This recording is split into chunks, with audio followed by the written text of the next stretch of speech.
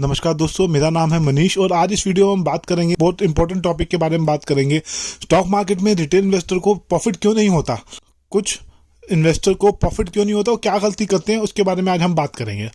दोस्तों, होता ये है कि रिटेल इन्वेस्टर अपनी रिसर्च पूरी करता है, रिसर्च करके एनालिसिस करके सही स्टॉक बाय करता है, लेकिन उसको होल्ड नहीं करता। अगर किसी स्टॉक को 100 गुना होना है तो वो हर स्टेज को पार करेगा। वो पहले 20% 30% बढ़ेगा, उसके बाद थोड़ा करेक्ट करेगा। वो एकदम से एक दिन के अंदर रातों रात 100 गुना नहीं हो जाएगा।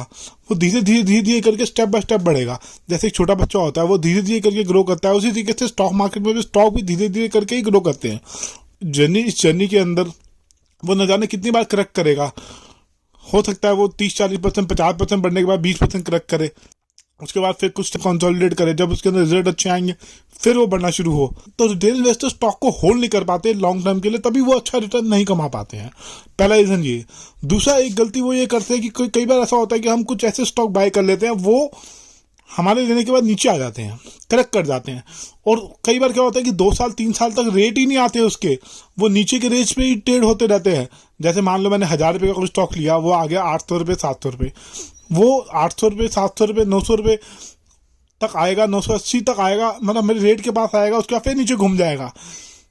कई बार ऐसा हमें फील होता है, रिटेल इन्वेस्टर कई बार ऐसा कहते हैं, मैं भी पर्सनली मेरे साथ भी हो चुका है कि वो मुझे ही ट्रैक कर रहा है, लगता है ऑपरेटर। वो देख रहा है कि इसने इस रेट पे बाय किया था, इस रेट से ऊपर ये स्टॉक जाता ही नहीं है, वो पहले ही नीचे घूमता रहता है वहीं पे। तो रिटेल इन्वेस्टर गलती करते हैं कि लूजिंग पोजीशन को तो लंबे समय के लिए होल्ड करते हैं जब तक रेट नहीं आता। जैसे ही 1020 1030 के पास रेट आता है, उसी टाइम एग्जिट करके भाग जाते हैं, एग्जिट करके उस काउंटर से निकल जाते हैं। उसके बाद वो 1200 भी होता है, 1300 भी होता है, 1400 भी होता है, 2000 भी होता है, और बहुत ही जल्दी वो 4000 भी हो जाता है। तो आपने अगर कोई रिसर्च करके कोई स्टॉक बाय किया है तो उसके अंदर थोड़ा पेशेंस रखना चाहिए आपको। कई बार क्या होता है कि वो लंबे समय तक नहीं चलेगा। आपने जब रिसर्च की थी, आपने लेने से पहले कुछ देखा था, कुछ समझा था, कंपनी की मैनेजमेंट देखी थी, उसकी रेशियोज देखे थे, पी रेशियो, ईपीएस देखा था किस हिसाब से ग्रो कर रहा है, बैलेंस शीट किस हिसाब से ग्रो कर रही है, उसके अंदर ईएसजेड कैसे ग्रो कर रहे हैं, उसके अंदर सेल कैसे ग्रो कर रही है, आपने ये देखा था, तभी तो आपने स्टॉक को लिया। आपने एनालिसिस पक्का किया था, आपने बस गलती कर दी, इसको हाई वैल्यूएशन पे ले लिया। तो इस वजह से कुछ टाइम आपको उसको होल्ड करना पड़ गया। कई बार लंबा समय भी होता है, होल्ड करना पड़ जाता है। रिटेल इन्वेस्टर गलती करता है कि लूजिंग पोजीशन को लंबे समय तक होल्ड करके रखता है, और जो प्रॉफिट वाले जो स्टॉक्स होते हैं, जो प्रॉफिट में चल रहे होते हैं उसके स्टॉक, उसको कम टाइम के लिए होल्ड करता है, उसको जल्दी प्रॉफिट बुक करके बाहर निकल जाता है। तो यहाँ पे एक रिटेल इन्वेस्टर जो गलती करते हैं वो ये करते हैं कि चार्ट एनालिसिस नहीं करते, टेक्निकल एनालिसिस ठीक से नहीं कर रहे हैं वो। तो फंडामेंटल एनालिसिस और टेक्निकल एनालिसिस आपको दोनों आना चाहिए, बहुत जरूरी है। फंडामेंटल तो आपको ये बताएगा कि कोई भी चीज़ अच्छी है तो उसको लेना चाहिए नहीं लेना चाहिए, और टेक्निकल बताएगा कि कोई भी चीज़ अच्छी है उसका लेने का सही टाइम क्या है, क्या ये अभी यहाँ से ऊपर जाएगी या नीचे जाएगी या खड़ी रहेगी।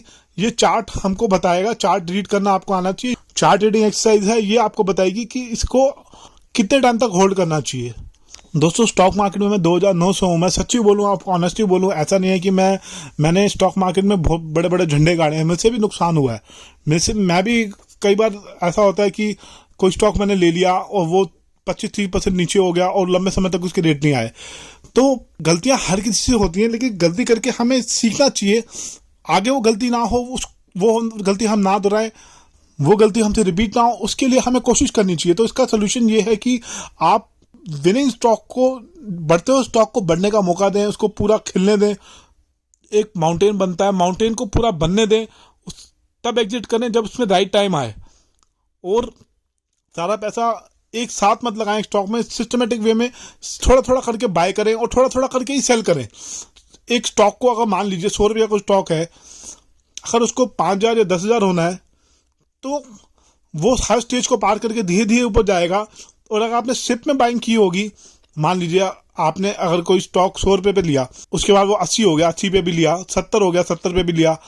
एक तो पहले अपना एनालिसिस करके पूरा रखिए, फंडामेंटल एनालिसिस पक्का करके रखिए कि आपको दिल को तसल्ली हो, दिमाग में टेंशन ना हो कि जो मैंने स्टॉक लिया है उसके फंडामेंटल वीक हैं, उसका मैनेजमेंट वीक है।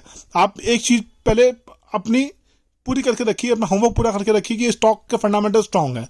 अगर वो करेक्ट कर रहा है तो सिस्टमेटिक वे में थोड़ा थोड़ा करके बाय कीजिए, लमसम बाइंग मत कीजिए। और सेल भी उसको सिस्टमेटिक वे में कीजिए। जैसे 100 का चीज 200-300 हो गया तो अपनी कैपिटल निकाल लीजिए। कैपिटल निकालने के बाद जो शेयर फ्री हो गए उनको बढ़ने का मौका दीजिए, जितना बढ़ते हैं बढ़ने दीजिए, और उनको जब सेल करने तो थोड़ा थोड़ा करके सेल करें, क्योंकि स्टॉक के ऊपर जाने की कोई लिमिट नहीं है और नीचे आने की भी किसी स्टॉक की कोई लिमिट नहीं होती। वो कितना भी नीचे आता है, जब वो क्रैक करने पे आता है तो वो तो बहुत ज़्यादा क्रैक करता है और पैसा जीरो भी हो सकता है यहाँ पे, और मल्टीपल टाइम कई गुना भी बढ़ सकता है पैसा यहाँ पे। तो अपना फंडामेंटल एनालिसिस करें और टेक्निकल एनालिसिस करें और सिस्टमेटिक वे में सिप में बाइंग करें। सिस्टमेटिक इन्वेस्टमेंट प्लान जैसे एसआईपी होती है म्यूचुअल फंड के अंदर, ऐसे इसके अंदर भी एसआईपी मोड के थ्रू इन्वेस्ट करें तरीके से, और सेल करें उसको भी एसआईपी मोड के थ्रू करें।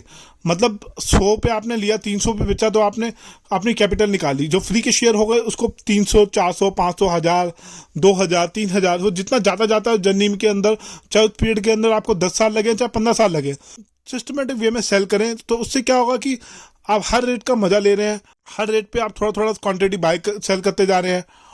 उससे क्या होगा कि आप गेम में बने हुए हैं, गेम से आउट नहीं हो गए।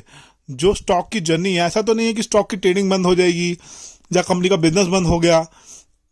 कंपनी आज भी व्यापार कर रही है, कंपनी आज भी ट्रेड कर रही है, कल भी ट्रेड करेगी, और अगर मैनेजमेंट अच्छा है तो एक्सपेंशन अच्छा करेगा, एक्सपेंशन करेगा तो उसका ईपीएस बढ़ेगा, ईपीएस बढ़ेगा तो पी रेशियो अपने आप एडजस्ट होगी और स्टॉक के अंदर अपने आप रैली आएगी।